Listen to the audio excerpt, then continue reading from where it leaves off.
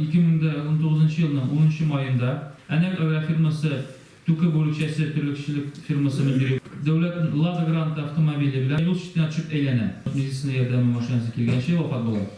Bu kişinin isiri tam pek remin yaptırmadan açıklandı. Mesela znak koyulma, avariya buldu, kimler helak oldu, kim znak koyarlar işte ilham seni soruyu teşekkür.